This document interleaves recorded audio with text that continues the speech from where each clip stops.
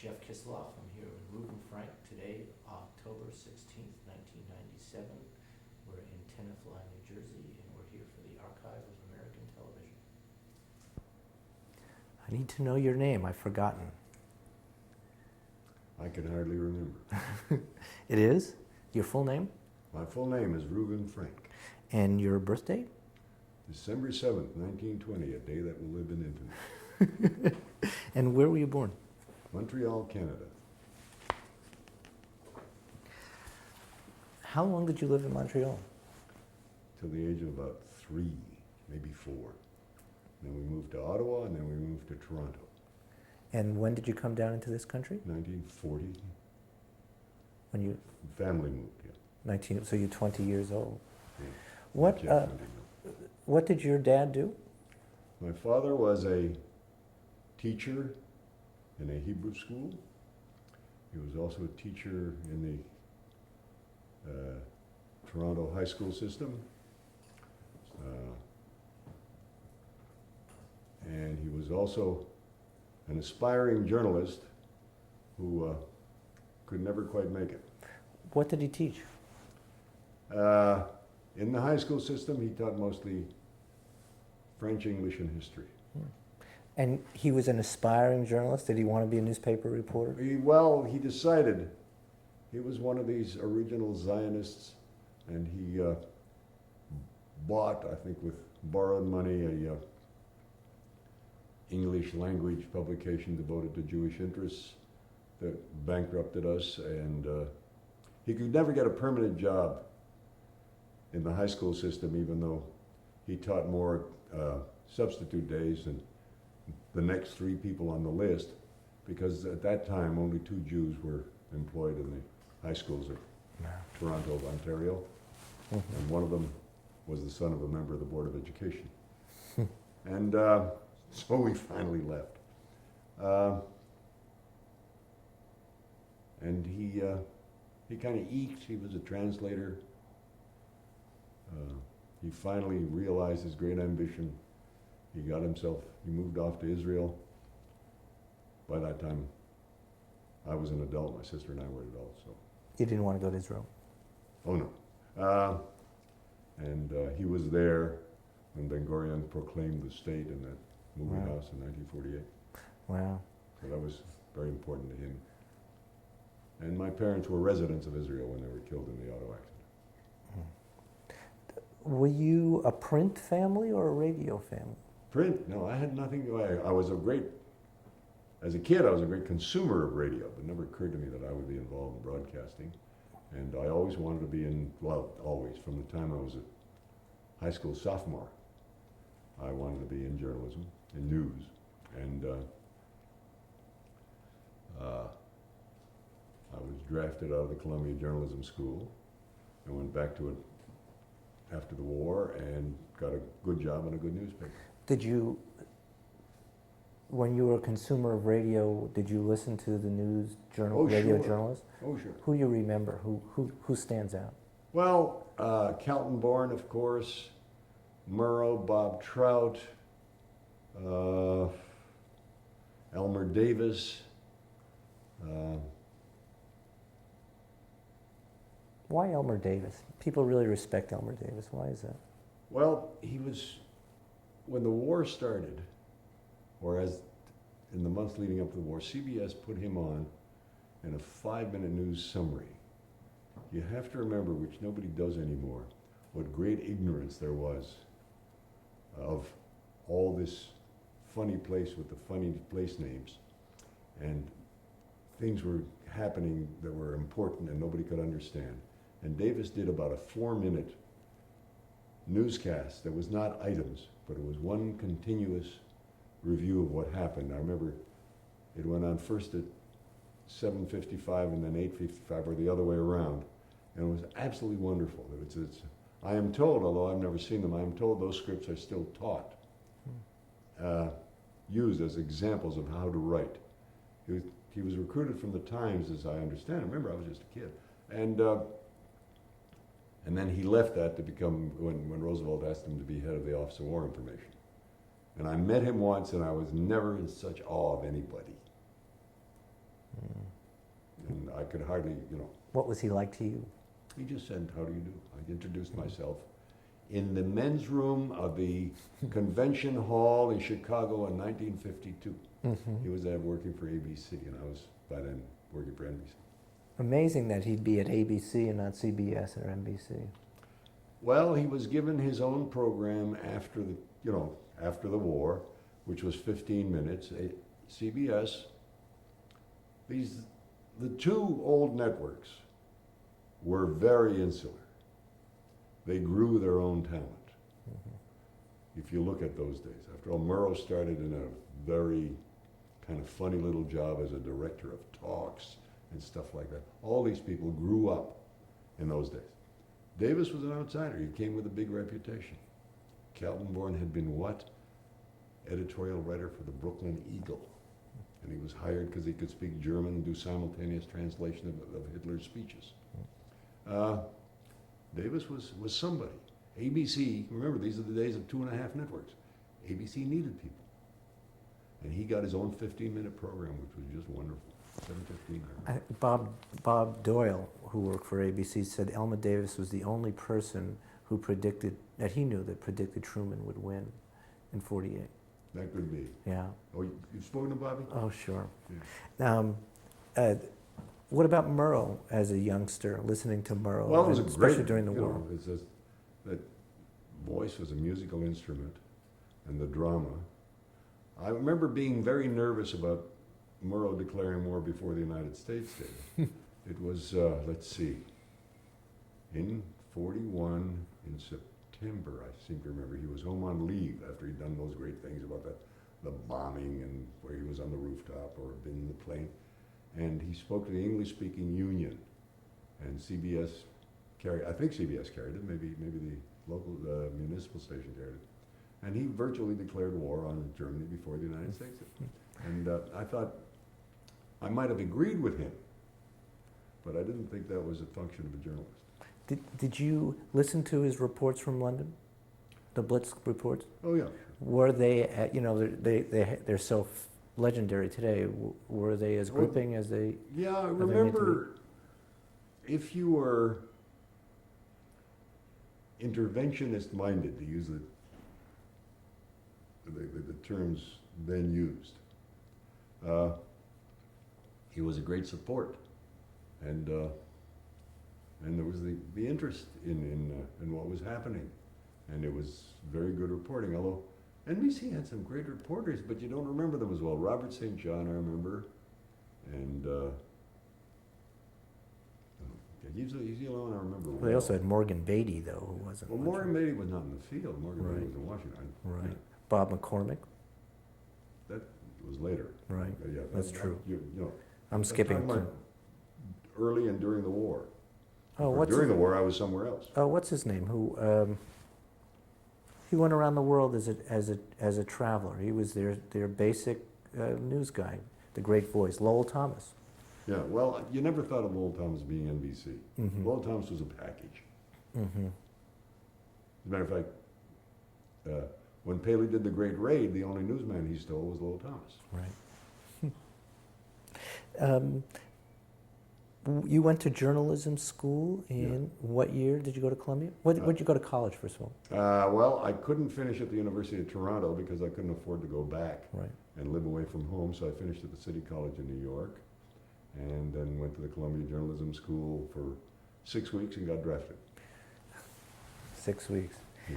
And then after the war, I came back and I was officially the class of 47. Where did you serve? Served mostly in Texas and in France. Yeah. Did you see any battle? No, but I heard it. I even got a battle star because we were within range of the bulge. I was in a overseas. I was in a hospital unit. Yeah. Now, before you left, let's say 1939, 40, did you hear of television? Did you know? No, were you aware first of television? time I saw television, I don't know whether I heard of it. I'm sure, I used to read things like Time and Newsweek. But the first time I saw it was at the World's Fair in 1940. What'd you think of it? Well, I thought it was an interesting, went along with the GE exhibit where Pedro the voter and a guy with a with a keyboard could make human speech sounds, and it was a curiosity. Did you ever think that you would have that was going to be your future? No. No. None whatever. At journalism school at Columbia, did they talk at all about TV No. as a possibility? A little bit about radio. A little bit. It's A mostly little bit, print. not much. Uh-huh. I mean, after all the basic courses, they broke up into groups, and one did magazines, and one did radio, and one did, and that's all it was for half a year. Did you have any interest in radio journalism, or are you really just going to be No. print-oriented? No, I was interested in working on newspaper. And you got a newspaper job in Newark in '47? Yeah. And you stayed there for how long? 3 years. And what was your introduction to television, and when was this? One of my classmates, Gerald Green, who later became a novelist of some importance, was the last member of the class to get a job. We graduated in May, and he didn't get a job until September, and he got a job at the now long-defunct news service called INS, International News Service, owned by Hearst, where they used to steal everybody else's stuff. And he used to steal mostly Reuters, and he hated it. So he went off to NBC television, was just starting. He got a job in '49, and I remember a bunch of us used to kind of, maybe half a dozen of us from that school, used to hang around afterwards, friends, and we made fun of him, which got him very angry. He always had a very short temper. Because he sold out to this funny bastard thing. And then in August of '50, and I had already started climbing the ladder at the Newark News, proud as hell of myself. I was night city editor. He called me and said, "Would you like to come up here? There's a job." And I said, "Gee, Rock, no thanks." And he said, he got very mad. He said, "That's insulting." He said, "The least you can do," he said, "you work at night, you got a new baby, you can't sleep during the day, at least you can come up here and look." So I did. And I went up to 106th Street and Park Avenue. And there was a big building owned by Pathé Newsreel. And it had labs and all that stuff, and NBC television news, such as it was up there. Uncharacteristically, somebody was smart enough to say that if you're going to do television news, you should be where the processing is, rather than send it to be processed and bring it back. And NBC was rarely that smart. And I watched it. He took me around, and What did you see? I remember going into something that looked to me like a movie theater, and it was empty, except for at the back was kind of a raised platform, and behind it were also some more chairs, and maybe 100 movie seats in the front and a screen. And two guys were sitting there. I learned later one was a writer and one was a film editor. And who were they? I don't remember the names. Just two guys working for NBC News at the time. Mm-hmm. And Jerry and I walked in, and on the screen was 35 millimeter film in negative. And I always liked pictures. And I was looking at this stuff and something from Germany or something. And one guy was saying to the other guy, "We don't need more than about 15 seconds of this, but maybe a little of that, and then show how this happens." And I thought this was the greatest way to live I'd ever seen in my life. And so I said, "Okay, I'll do it." And so I did that for, let's see, I was in Newark from 4 to midnight. So I'd get up to 106th Street at 9 o'clock and leave at 3 and take the subway to Penn Station and the train to Newark and go home after midnight. That's Stuyvesant town. And did that for 2 weeks. And then I said, "Okay, I think maybe I can do it." And then I had to give 2 weeks notice. So for 4 weeks I had these double jobs. And then at the end of them, I said to the guy who hired me, Green's boss, Arthur Lodge, I said, "How come you hired me?" After I was hired. I didn't want to ask him before. I said, "You don't know anything about me except I'm Jerry Green's friend. And he says I'm a better writer than he is because I type faster." And I said, "This is a big, respected, award-winning international news organization. And all you know is I came off the street with Jerry Green." He said, well, the guys down in radio, those who are any good won't come up here because I don't think it's going to last. And that's how I got my job. Now, Arthur was this great sort of skinny man from Minnesota. Wasn't that the Yeah, story with yeah. Arthur? Describe Big head. describe the operation on Pathé and exactly what they did as far as how they fed film to. Where did it come in from?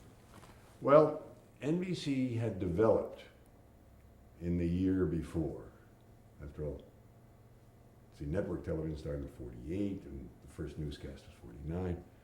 They developed a pretty good international system. Some of their own people, more of international exchanges with newsreels, Incom in Italy, Pathé Journal in France, the State Department ran a newsreel in Germany, a wonderful, exclusive, no money changes hands arrangement with the BBC, which was probably the best, among other things, the best news film organization in the world at that time.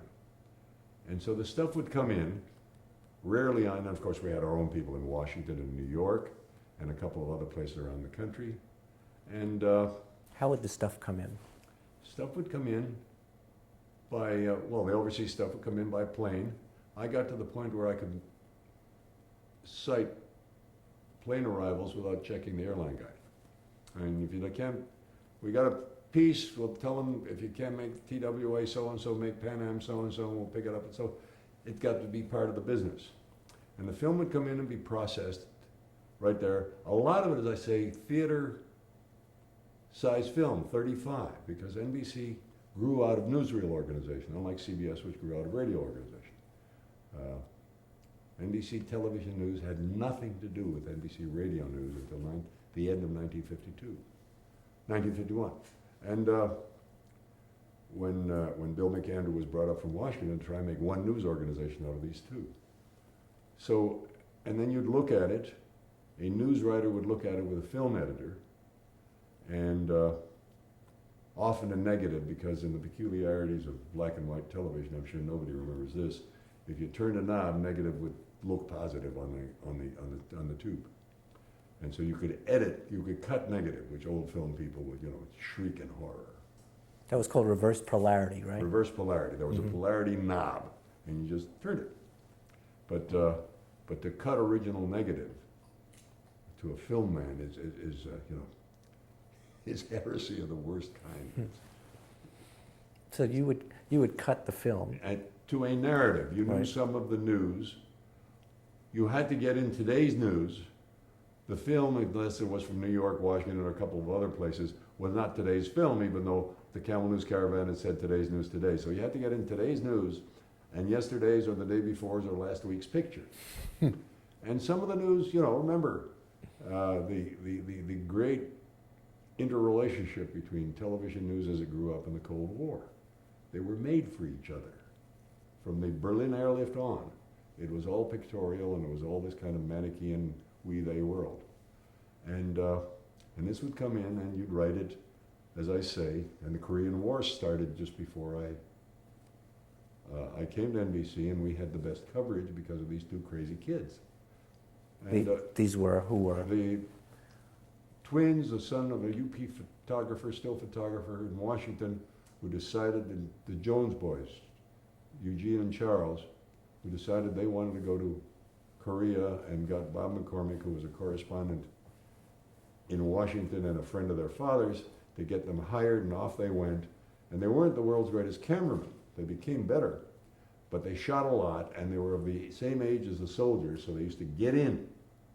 Whereas the NBC film correspondent in Tokyo said not all the money in New York was going to get him to the front where you could get shot, because he had gotten to Tokyo after following MacArthur through the Pacific for 3 years, and he wasn't going back to that.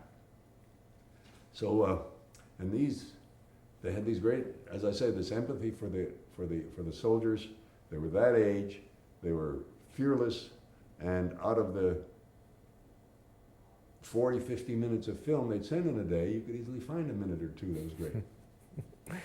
Let me just go back one step to put this in perspective. You were getting all this film every day Yeah. for a newscast that was 15 minutes, minutes long. effectively 12 and a half minutes long. This is a Camel News Caravan starring John Cameron Swayze. Right. And how much film would be used during a 15-minute broadcast? I think 6 would be a lot. Well, maybe 7. So you'd have to get 6 minutes of Yeah, film. well, you'd have to get 5 film stories, at least. And who was deciding, what was the organization as far as who There was was a deciding? director and a writer and nobody else. And the director was? Ralph Peterson, who had been an NBC war correspondent all through North Africa, and then he taught himself television directing when he came back. And the writer? It was me. What about Clarence Toman? Clarence Tillman was the original producer. By the time I came, he was an executive.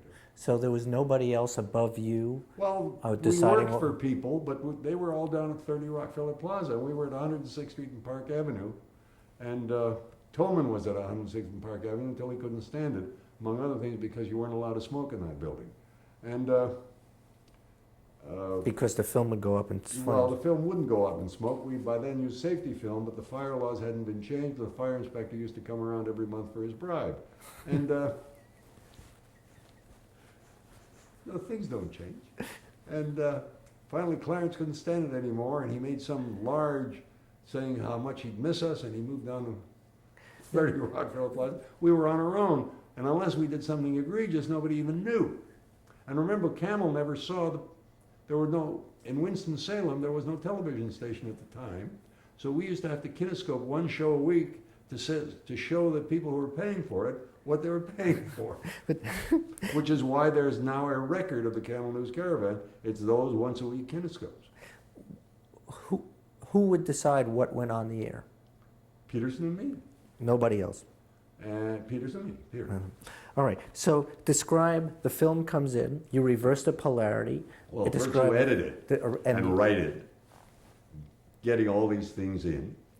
And my job, besides writing it, all of it, I used to write the show from the top to the bottom, except for the inserts from out of town, which I used to arrange by phone. I used to stand in in those days we used the newsreel convention of another voice reading the film. Swayze did not read the film.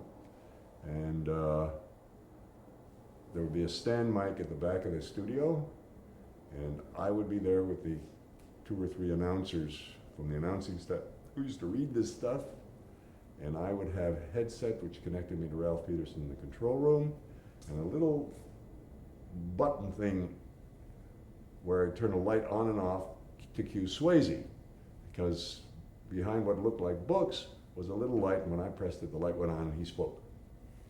And so Ralph would say, cue John, and I pressed the button, and he'd read the cue into the film, and I could hear Ralph rolling the film, and the film came up on a monitor, and I'd tap a guy on the shoulder, and he'd read to the next cue, and then I'd tap him for the next cue, and then we got out, and I pressed the button, and there was John again. And that's the way we operated. And sometimes the show was good, and sometimes it wasn't that great. So the studio was where John operated out of was also on 106th and Park Oh, Avenue. yes. Oh, yeah. There were 3 studios there, as I remember. One of them used for big news shows, one of them used for little news shows. We also did the local news for the New York station out of there. And one of them was just a big production studio because we had the facility. Armstrong Circle Theater came out of there, and one of the others. I mean, you'd see Raymond Massey coming at 106 mid old Spanish Harlem. Did Swayze write any of his own? Very little. The hopscotching, did he? He did the hopscotching, which was mostly, he had almost a photographic memory. Could you explain that, what the hopscotching was? Well, hopscotching was his, not patented, but characteristic term. Swayze was a product of pre-war network radio, where catchphrases were important and they made your reputation with the audience. And the opening one was, "Ladies and gentlemen, a good evening to you." And the closing was, "Glad we could get together." And in between, when the show, we didn't know whether we had 10 seconds or 20 seconds or 30 seconds, there was always that one spot, usually into or out of the last commercial. He would read some items that we hadn't otherwise covered, which he just tore off the machine. I understand before I got there, he used to tear them off physically. There was an INS machine right on his set behind him, clacking away. And somebody finally said, this is a distracting noise, and turned it off, which seemed pretty obvious to me. And he also used to smoke a cigarette, although Swayze didn't smoke. That had stopped by the time. Well, remember, I didn't do the show for the first year. Camel had him smoking just Yeah, because. well, you could still, not him smoking, but you see an offstage hand putting a lit cigarette into the ashtray. That had stopped. I did not do that show until March of '51. Let's see, so I got there in August of '50. In between, they gave me some kind of, somebody said, yeah, Clarence Stoneman said to me, you used to be night city editor. I said, that's right. City editor. I said, no, night city editor of an afternoon paper. Not as big a deal as it sounds. He said, okay, somebody's got to be in charge of assignment. You be in charge of assignment. I said, okay. So I was in charge of assignment till the guy who wrote the Swayze program, the Camel News Caravan, he was in the Army Reserve and he got called back. Who was this? Arthur Holch. Oh. And he went back and I got elected to be that. And I remember my first program was St. Patrick's Day, 1951. And one of the things that came in was this much film of the New York St. Patrick's Day parade. And I said, we're not going to use it. And the guy in charge of film said, what do you mean you're not going to use it? We always use it. And I said, it's been on television all day. I've got 12 and a half minutes for the day's news. I'm going to use the St. Patrick's Day parade. And we didn't. And that set a precedent. So you were the assignment editor? For about 6 months. What did that mean? That meant that I'd find a news story and go in and try and coax the film guy who had, the chief film guy, I guess he was called the assignment editor. I forget what I was called, news editor maybe. I say, we ought to be covering this. And sometimes I coaxed him into doing it, and sometimes I didn't.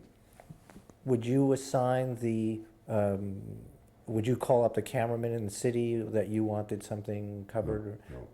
Oh, yes. Oh, yeah. Occasionally. But mostly that was done by the program. Once I started doing the program, I did a lot of that. And I'd call the places where we had staff people and call all the time. And always talking to Washington, of course. First to Bob McCormick and then to David Brinkley. So what assignments would you make as assignment editor? Oh, I don't know. There would be a longshoreman strike and there would be a demonstration of something. And I said, can we get that? And they'd say, no, we can't because we're covering a fashion show. And I say, well, maybe I won't use the fashion show, so why don't you cover that? And it would be that kind of bargaining. The idea that editorial people would be in charge developed slowly.